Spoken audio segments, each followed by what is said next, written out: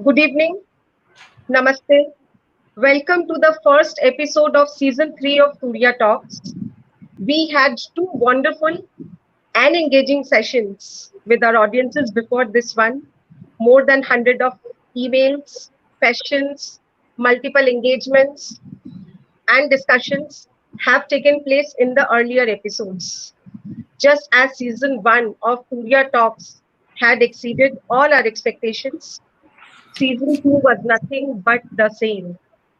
And we are slowly but steadily creating a stronger presence of Turiya communications in our society. Today, on the eve of Guru Purnima, we have with us Dr. Kunal Sarkar, Sr.Vice Chairman, Head Cardiac Surgery at Medica Superspecialty Hospital. We couldn't have hoped for anyone more adept to grace us on the occasion of Guru Purnima. Dr. Sarkar, when he wears the hat of the doctor, he is one of the finest in the country we have today. And as a trustee director of Calcutta DBT Circle, he is a living encyclopedia, I believe.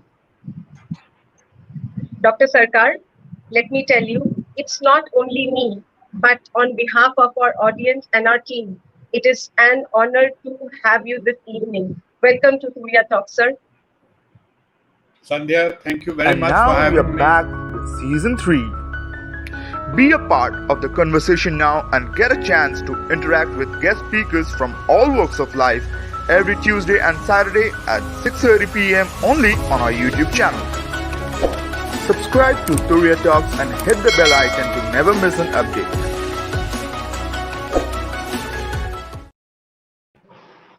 Sir, welcome once again. Right, Sandhya, thanks so much. Thanks so much for the opportunity. Thanks so much for having me. And I think, I just saw your very smartly done promotional. And the one message it gave me was that I was in good company. So, uh, I think I am privileged too, right? So I think when we worked together as colleagues in a corporate hospital in Calcutta, I think I always looked an opportunity to talk to you, sir, right? So during your lunch breaks, I would sneak in and I would listen to your conversation. The way you interact with media, I think you should open a media school. Seriously, we're students. We need to learn a lot.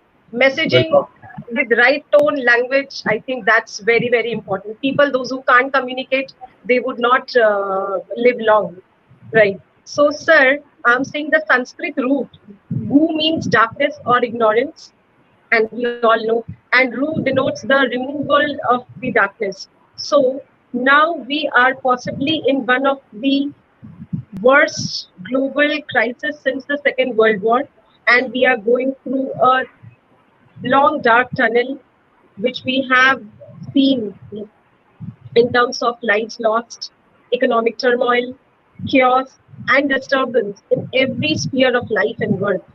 Now, the question, sir, is here to address today is there light at the end of the tunnel?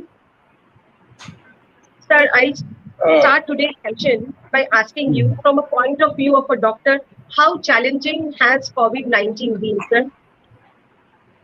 Well, I think, Sandhya, as a doctor, if you ask us, then obviously it has been a tremendous challenge. And not just a challenge, it has been a tremendous challenge to the mindset of a doctor. Because you see, even I'm, if you admit the fact that I am a little less than 100 years of age, that even doctors of my generation and a couple of generations before and after, we were probably, if you, we very often use the term called overconfidence. And doctors in and around myself there's a bit of sound feedback coming from somewhere, if you can adjust it.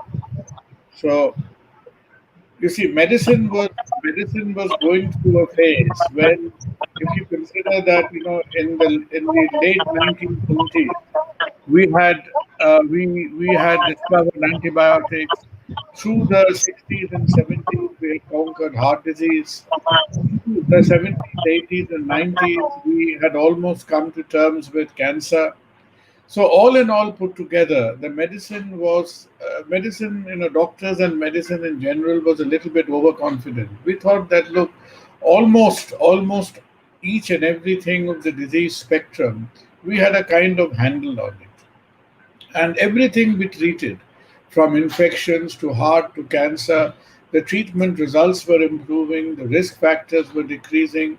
And as a testament, as a proof of that, was one fact that of all the animals who live on the surface of the earth, consider the tiger, the lion, the donkey, the monkey, whoever, we are the only living species. You mentioned the Second World War. Is from the Second World War to today, the average life expectancy of a human being has increased by about 20 years. Right? Now, this has never increased in civilization before.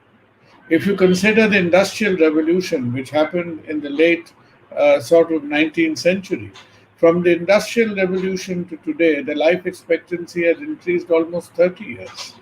So, I think we were becoming a bit boastful, we were becoming a bit arrogant. So, nature, in its own way, sought to demonstrate to us almost after a century that look, let me give you a taste of my power and put you in the place where you actually belong. That how humble we are in the face when nature strikes. Like a tsunami, like an earthquake. This has been like a biological earthquake. And with the abruptness, in a matter of only 3, 4 months so far, almost 6 months now, that we have been hit by a little thing, and the whole uniqueness of this virus is not because of its size, shape, color, or everything. The only uniqueness is that it is unknown to us, that how it has surprised the whole of humanity, basically depending on one property. And that one property is that it has been unknown to us. And this, first of all, has given us not only a sense of surprise, it has given us a sense of humility. Like all of yesterday, there was an enormous controversy about the vaccine and stuff like this. But all in all, I think it's like shaking up a mixture. So it's shaking up of humanity in general, science in particular, and medicine to be very specific. That look, we cannot rest on our laurels anymore. There are many more challenges like this to face up to and overcome. And I'm sure we will.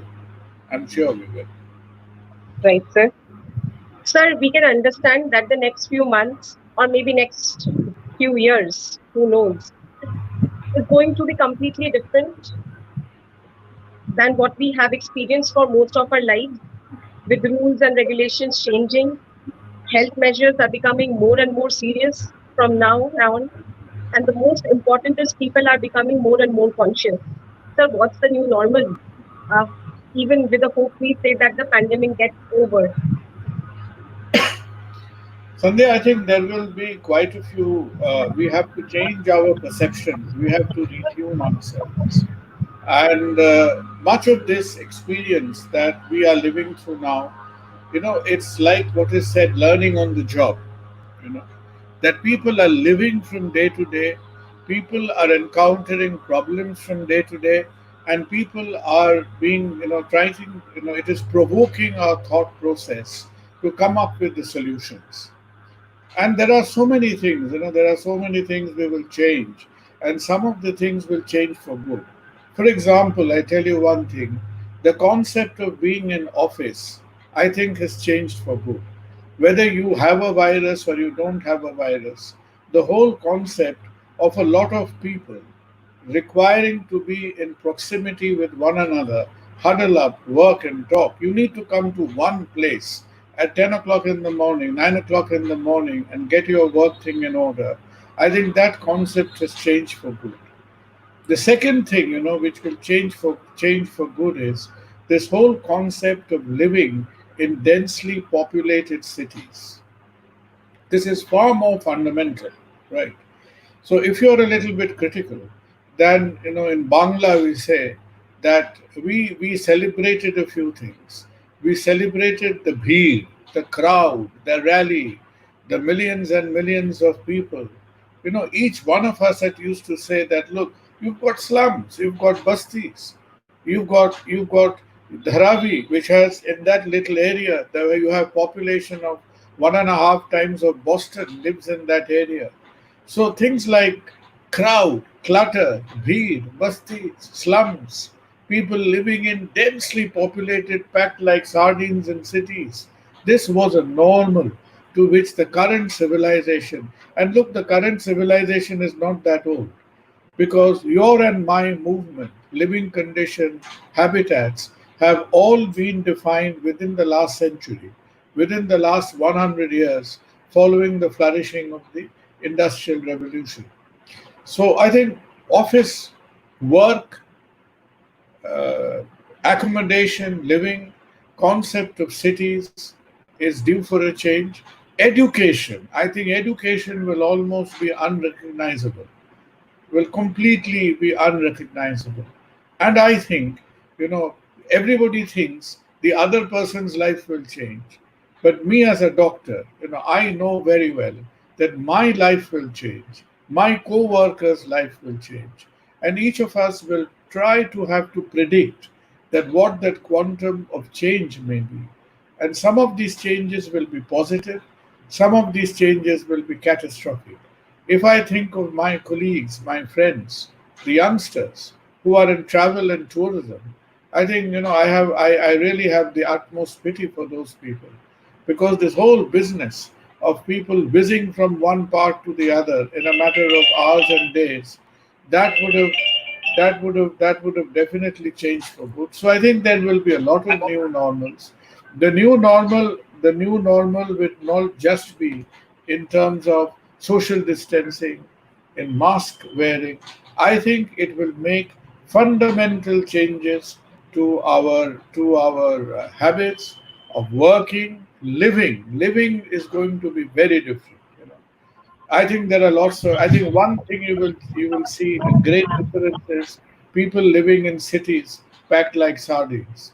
Because with improved connectivity, with tele-education, telemedicine, working from home, etc., the suburbs will open up a lot more than the cities. And I think these changes are for good. But then disruption. This will affect people. This will affect real estate. This will affect. I think Mumbai is heading for. It'll be one of the Bollywood tragic scripts. It is not just the number of infections they have, but Mumbai is going to feel a roller coaster change in itself once this infection is over. That will be change part two.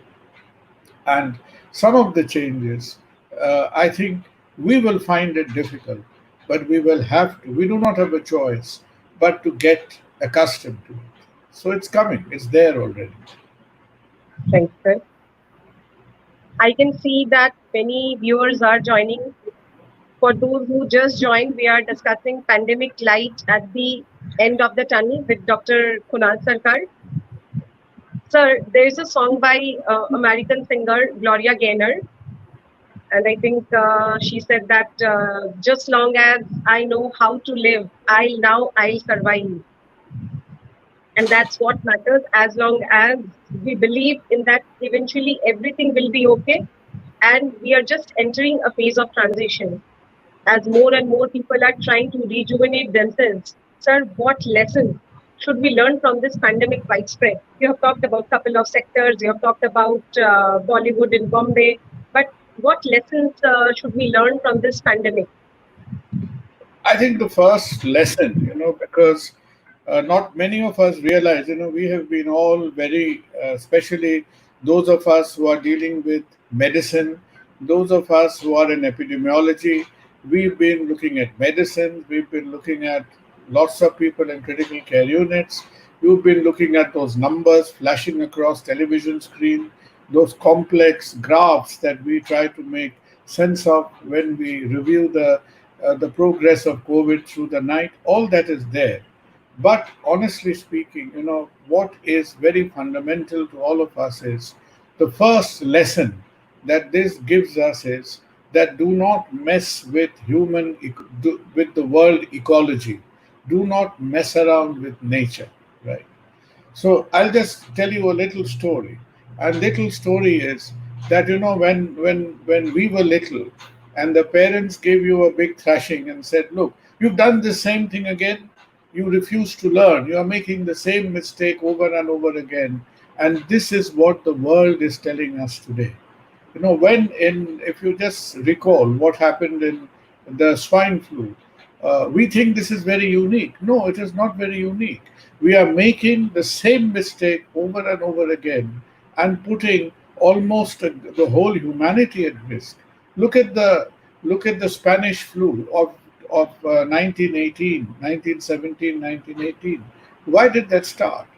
Because of the artificially bad, horrible living conditions during the last phase of the First World War, when people were living in swamps.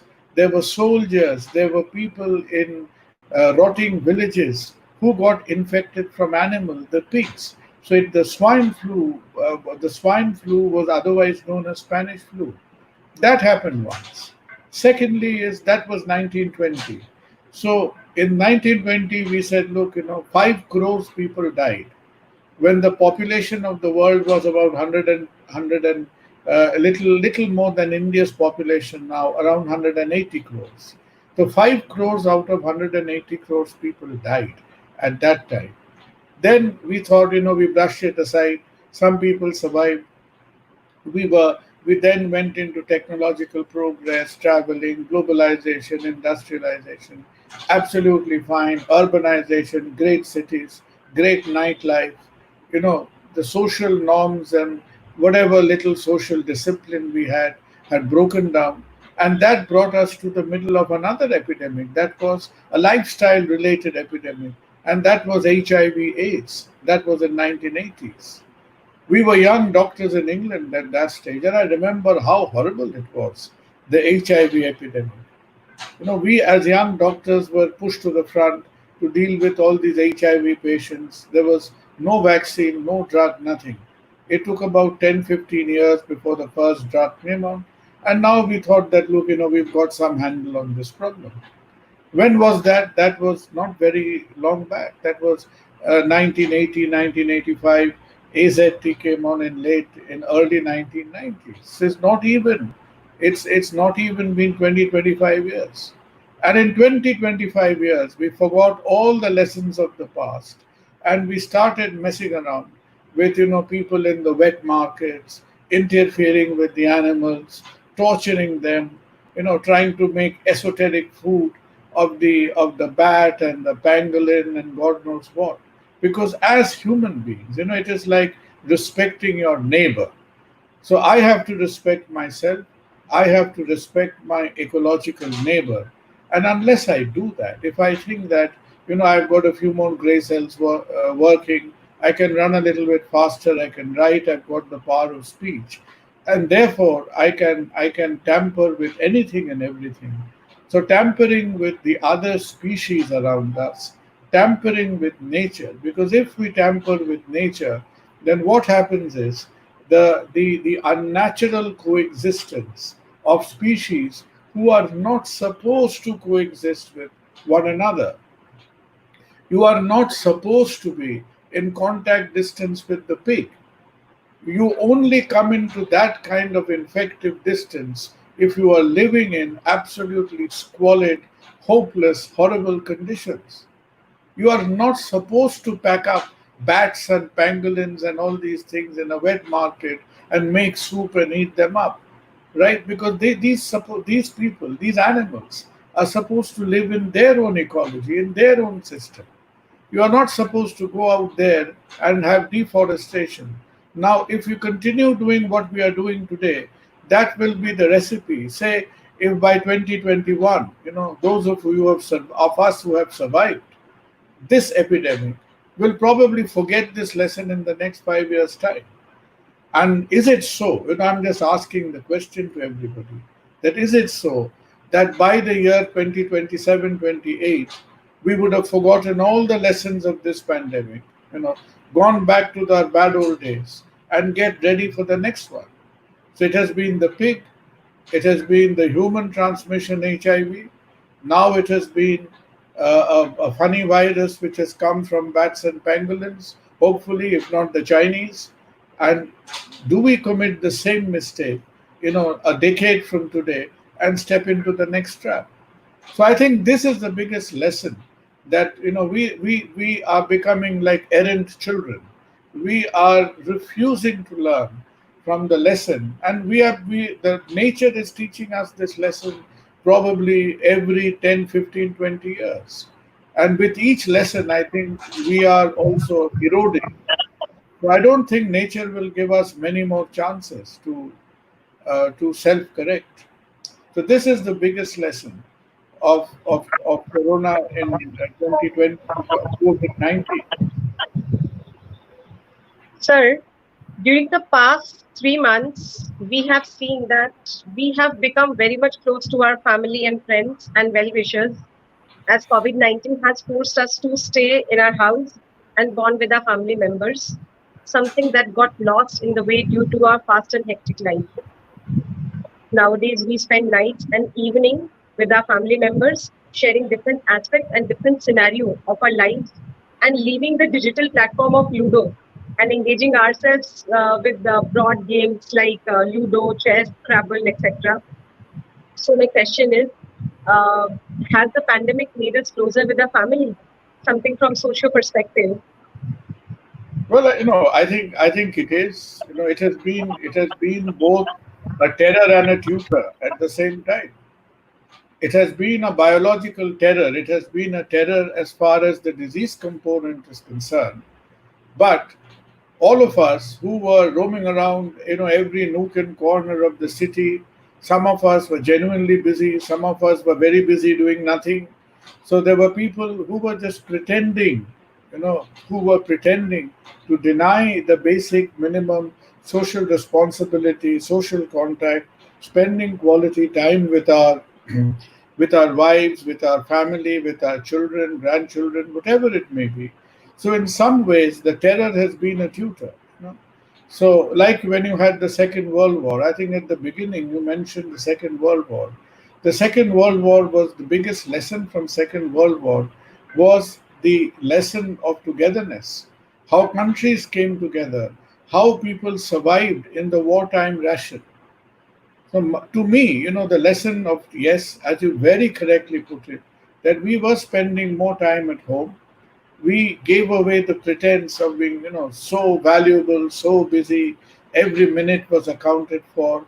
So all that bahana was gone. We were spending more time at home. All of us discovered, I discovered how good I was in Ludo after perhaps about, God knows what, 30, 40 years. So I had to take the dust of the old Scrabble board and play Scrabble, and I cheat a bit on the side and try to win against my wife every time we play Scrabble. So yes, absolutely. I think that has been the lost flavors, the lost essence of life has definitely come back to us. And I think, and then I think another great lesson during the lockdown has been, you see, this is I think the 150th year of Gandhi's Mahatma Gandhi's 150th birth centenary, right? So when for the entire time when Gandhi was alive, India India worshipped him in pictures. 2nd of October, we pretended to be a very sober nation by not drinking on one day, which was 2nd October. So all this kind of hypocrisy happened. So during Gandhi's lifetime, we said, "Look, Baba, you are a great man. We'll stick a picture of you in the currency notes and forget about you, your lifestyle, what you said about life and living." So I think in the 2 months of lockdown, every Indian was a Gandhian by compulsion.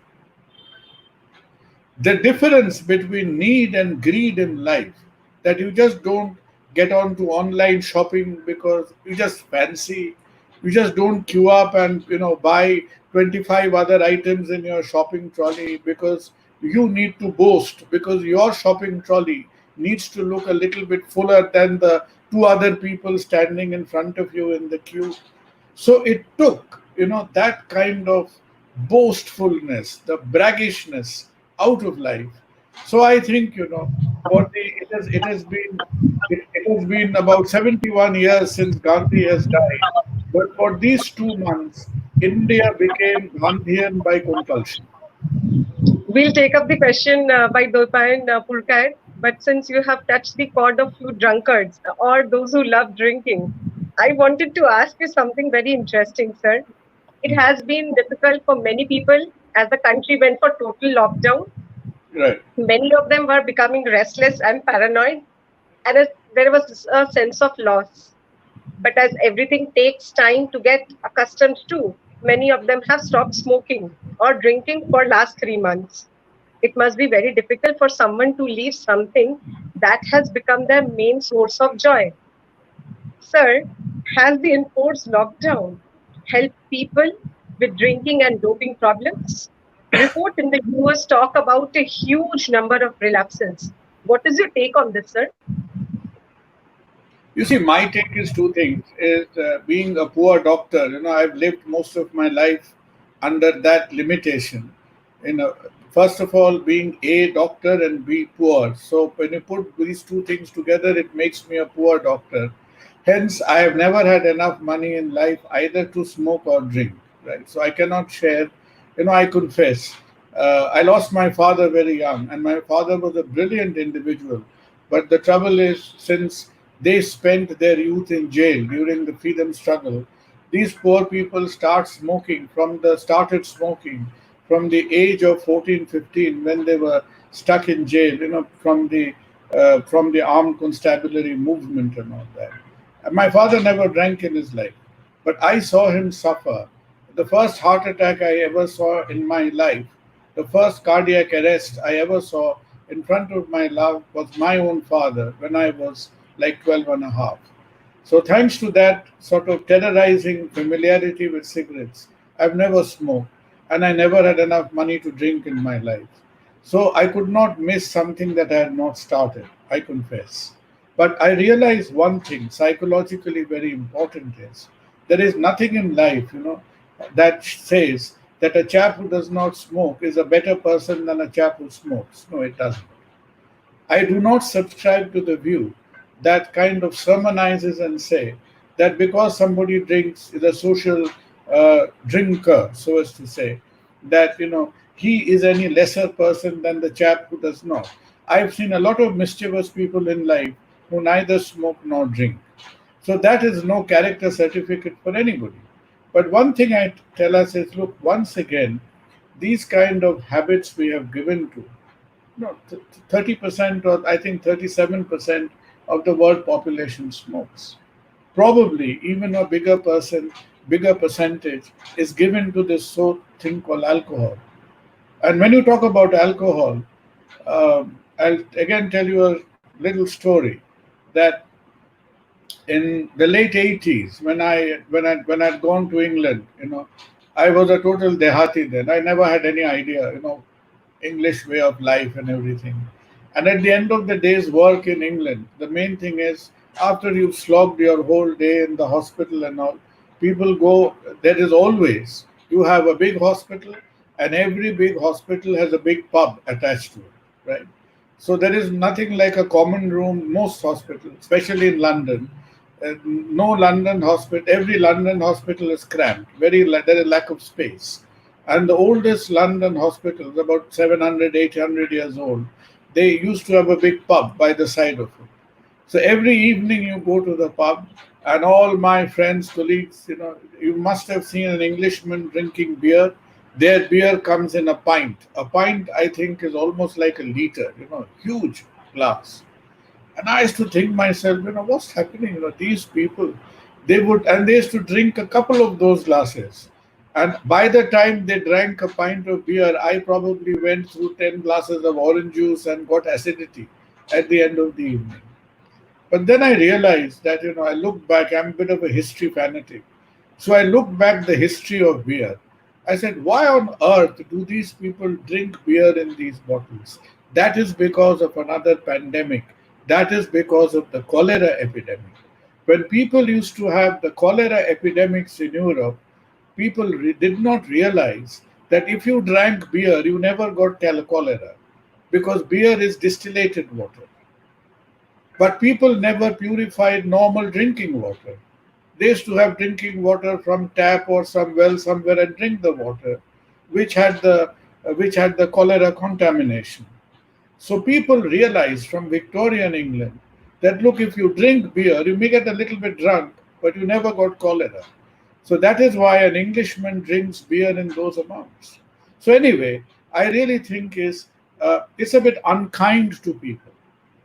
I have my full sympathy for people who probably drink alcohol in social amounts, and suddenly, you have to be mature about this problem. Taking an alcohol away from somebody who is prone to social drinking is like taking corruption away from a politician. A politician is addicted to corruption. So if you ask a neta to be honest, how long can a neta be honest? 1 day, 2 days. If you deny neta bribes for about a month, that neta will go and jump from the balcony, he'll commit suicide. Yeah?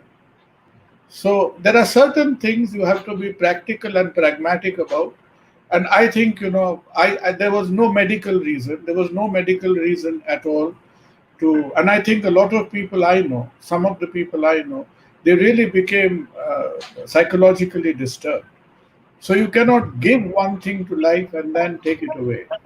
So I Right. don't think that was a medically rational thing to do, but I confess it had nothing to do with me, since even today I remain equally poor and I neither smoke nor drink. I'm sure thousands of people would definitely enjoy this conversation. Seriously, very nice. Sir, our main source of engagement or entertainment has been through the social media, but with time and age, just as every normal human being, we have also become tired of what the social sites provide us with. We were so engrossed with the numbers of views our picture or video got, or the hunger for likes have slowly disappeared into an abyss. What is the effect of it from pandemic? Like few people are saying that pandemic has provided us with an opportunity to distance ourselves from social media. So just wanted to understand what is your take about this. Look, I don't think it has, and I think you mentioned about my only addiction which I have, which is to debating and public speaking. So I think way into the lockdown, the first 15 days of the lockdown, we did you'll get it on YouTube, we did a pretty provocative debate, and which I believed in the motion. There was Rajdeep, myself, Rudrangshu, Babul Supriyo in that debate. And that debate read something like this, which is a bit severe, a bit harsh, but I believe in it. And that motion was that newspapers are dead, television is dying, long live social media, right? So whether you like it or not, I've got probably 25 relatives, very close friends working in newspapers. So I've told them that look, you might as well go and work in this Indian museum in Lindsay Street, which will be probably functioning for another 2 3 years, and then it will become some big bazaar superstore. I can see it with my own eyes. Either the Indian Museum will become a Geo Digital, Reliance Digital, or some Sanjeev Goenka's vegetable store or something like that. It has no future, right? Similarly, I think the first industry which has been shown the door in this pandemic is the newspaper industry. Right? So it's gone. As a media, it is gone. Why does the newspaper survive right now? First of all, for a biological reason, it is a cure for constipation. A lot of people of my age group will get terribly constipated if we don't read the newspaper, and it's just a habit. It's a biological habit. It neither gives you news, neither it is interactive. All the good reporters have left. So it is, and the newspapers have become so thin you cannot even wrap your slippers nowadays on it. It's only some 2.5 pages or something like that. So even wives don't use it in the kitchen nowadays because it is so useless, and the paper wallas don't even buy the old newspapers because each one of them have become like 10 grams or 8 grams or something. So It's neither value in the new form nor as a scrap. It's gone, finished. Television, television. Look, in lockdown, we were forced to watch television. Some of you may have watched a little bit of me on television, but television is kind of surviving as a non-interactive. Television is like a medicine that our grandmothers forced us to swallow in the morning. It is non-interactive. It is very sermonizing, right? So, and but still, it is sick, but it is surviving. It is sick, but it is surviving. I, for one, believe I am a great believer. I am a great believer in social media. I know social media has a lot of toxicities, right? Some people say it's the toilet of information. Some people say it is a repository for everything which is false. Absolutely true. Absolutely true. But social media thrives on a few things. Number one, it has dissociated content and information from money. You don't procure it anymore, right? So it has taken the elitism out of information. You have the bad things, but you also have a lot of good things. So it has taken the elitism away. It has made things tremendously interactive. It has made things tremendously fast. Now, whether you read the good media or you read the bad media, it's a matter of your choice, right? So, ever since the internet came, the commonest use of internet, let us not pretend, the commonest use of internet still today is pornography. You might not want to accept it, but that is God's own truth, right? So, if you think because of that you are going to ban the internet, you are lost in today's world. So I really think, and given the energy of the youth, I am a huge believer in the youth. The speed at which they react, their analysis of things, where else? Today when I read the young journalists who are writing in the print, the wire, the scroll, there was a wonderful article in Wall Street Journal the other evening, and I looked up, who's written it. And when I looked up the author's biography, it's some 19 or 20-year-old intern who's written it. And it is beyond the capacity even of a 75-year-old chief editor to go and write that article today. So the energy of the youth, the intelligence of the youth is surfacing in social media. There is a whole kind of toxicity associated with it, but it depends on you, it depends on which part I take. So I am, because I think we have to give the youth in the world its due today, and people of my age group. I think, like this evening, I'm sorry, I'm violating my own code. I'm doing more listening, more talking, and less listening. But we should talk less and listen more. So Right. that is where I see is the energy of the social media, and that is to me is very positive. Is Before we extremely. take up, right, sorry, I'm saying before we take up this question from Doipa and Purkait, I think I just wanted to tell you the debate was quite interesting. We got it transcribed and I sent it to all my team members and I said, learn it, chew it, but you must know each and every word of it because Right. that's your future. If you are studying 5 years and if you're thinking of getting a job in digital media, you must understand the industry very well and where we are heading towards. Anyway, sir, thank you. We have a question from Doipai and Purkait, and he's saying, sir, after the outbreak of COVID-19, do you think the relationship between WHO and India has strengthened?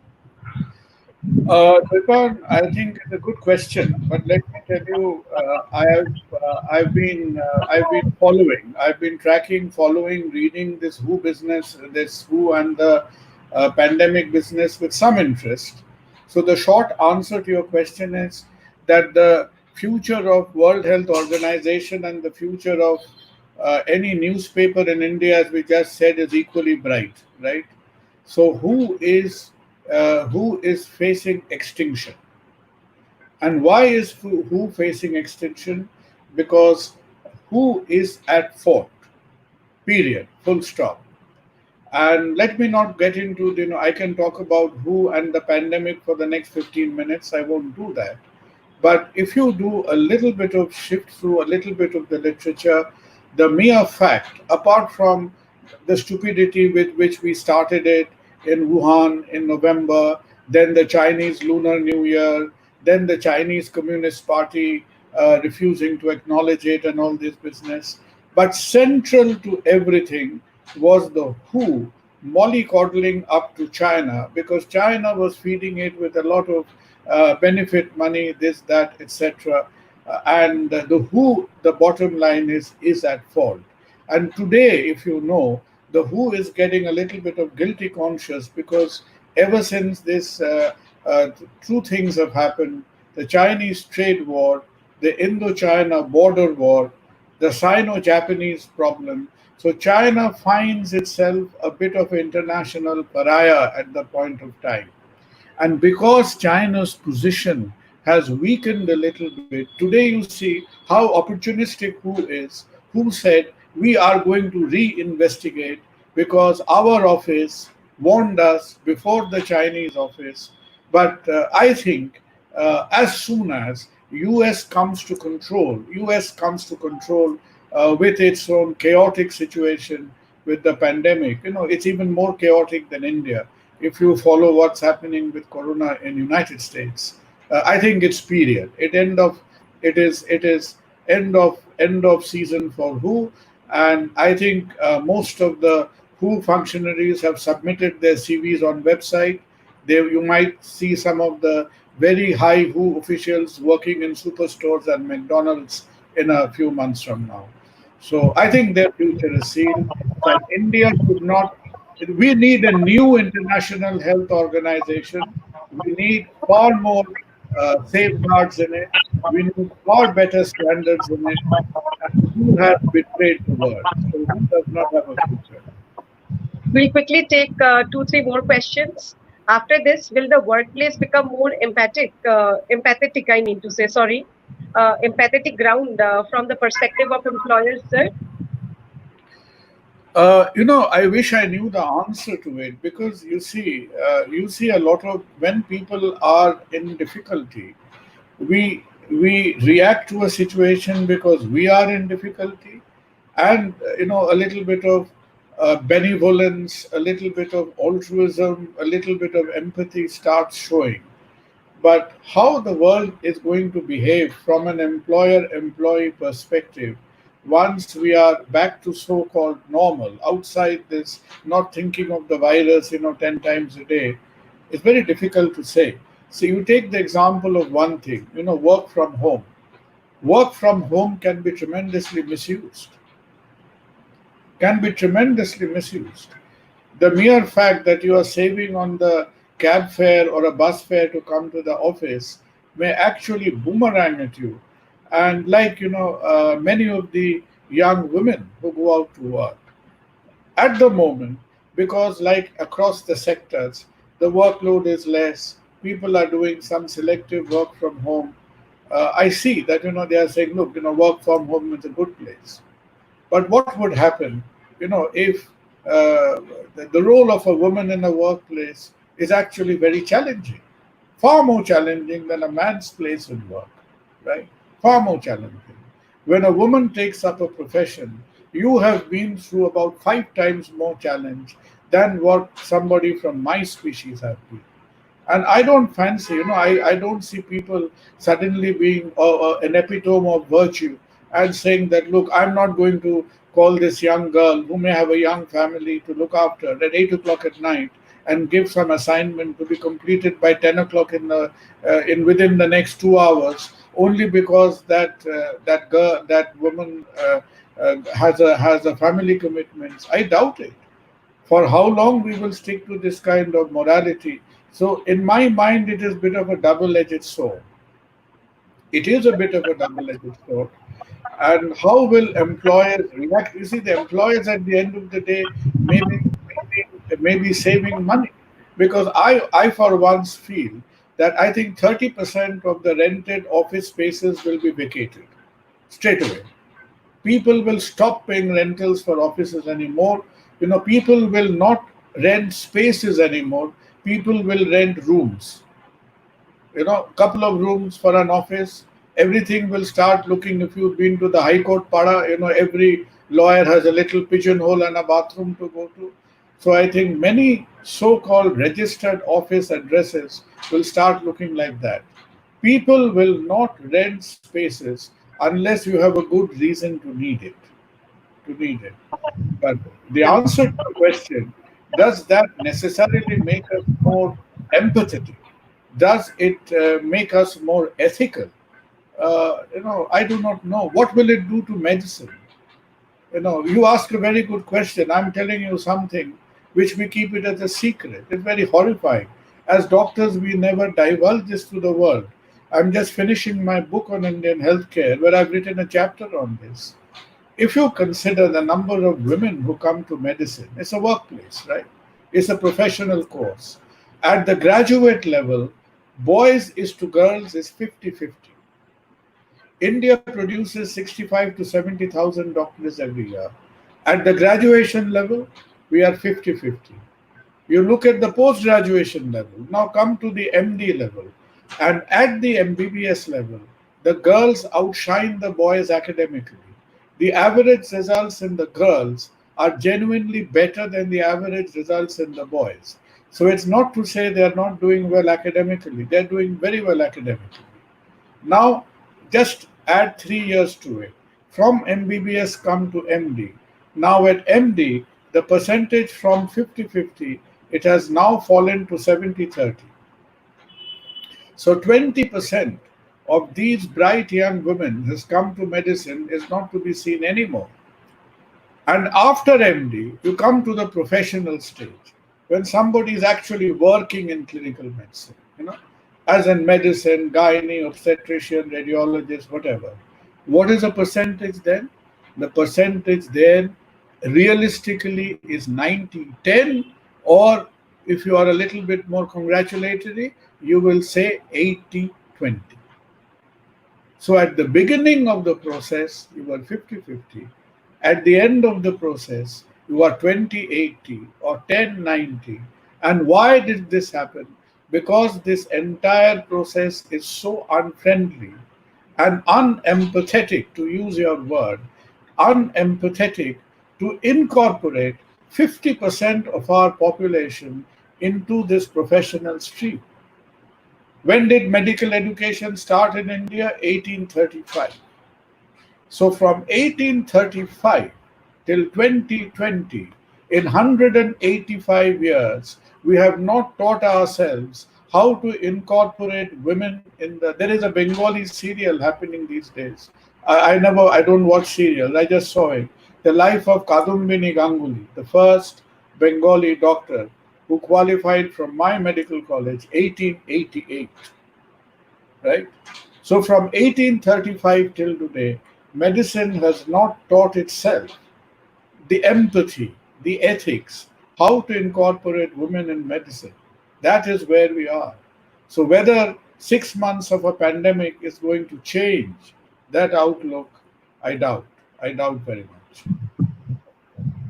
Right. I think we can just take up this last question, sir, because you must be quite busy. So, sir, are you hopeful that this vaccination will be introduced in the next 18 months or so, sir? uh, Dijoy, I think the short answer to your question is yes. I think vaccines will come. The question is, we are making the vaccine race look like the annual school sports. Who's going to get there first? Is becoming, it should be a scientific exploit. It should not be like, gambling over there. That which gambler, it's not a casino, it happens in a lab. And we are being stupid at times because the statement by India, by ICMR yesterday, virus between 15th August and all this, I think that will probably make that will probably make the head of ICMR get a seat in Rajya Sabha or something like that. But it is a great disadvantage for science if you make such stupid statements. Now, it is very true. Let me not be derogatory.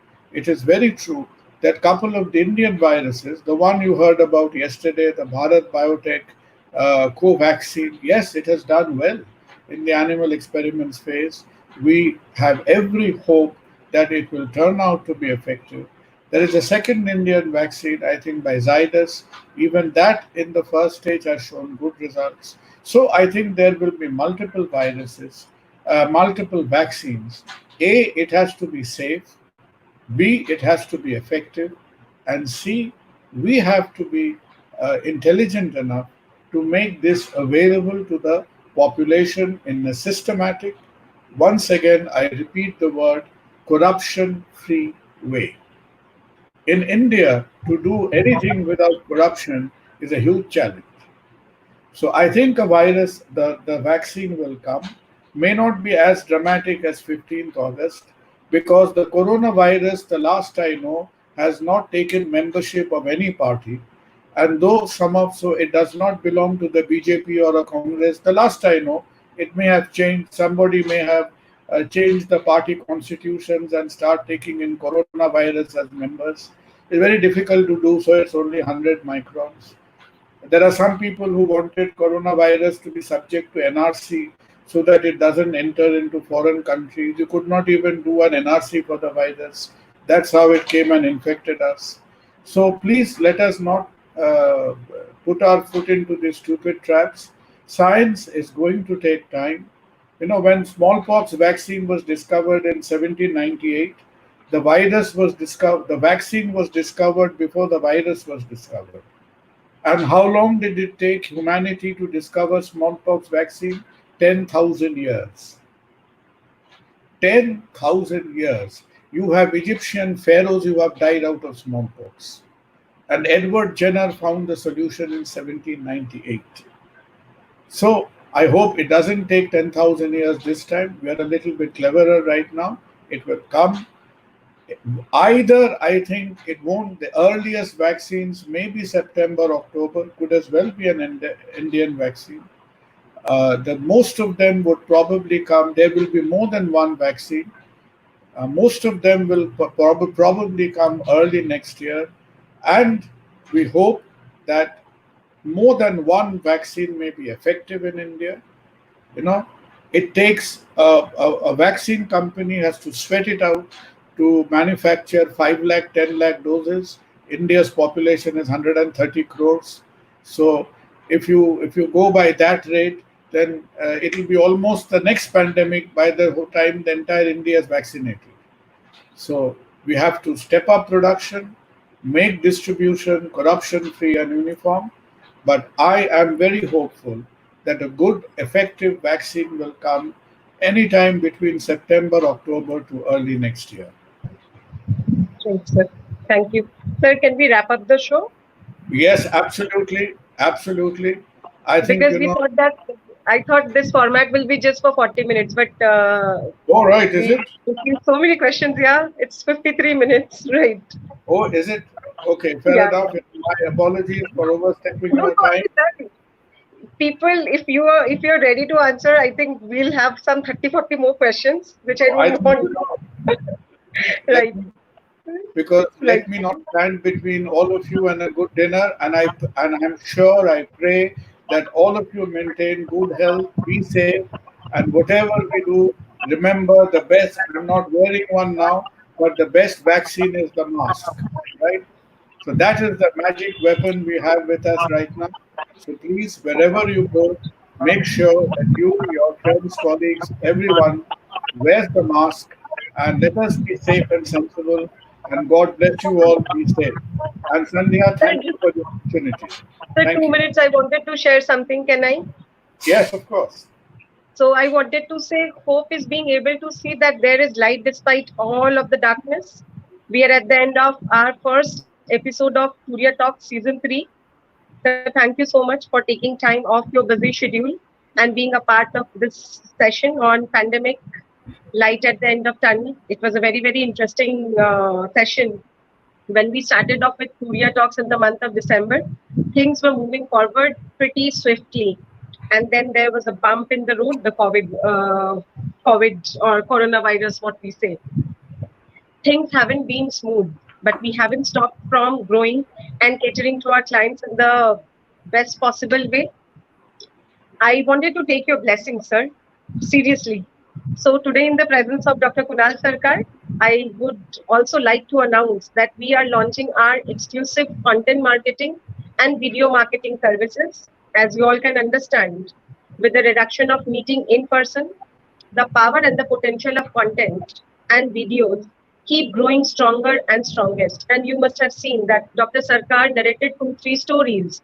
So one has to present facts and details with story, and content has to be good. You will find all the details in the description below when we share this. At TuriyaTalks, we always tried to open up various aspects of the present scenario in the global economic spectrum and would continue to do so with the ongoing season.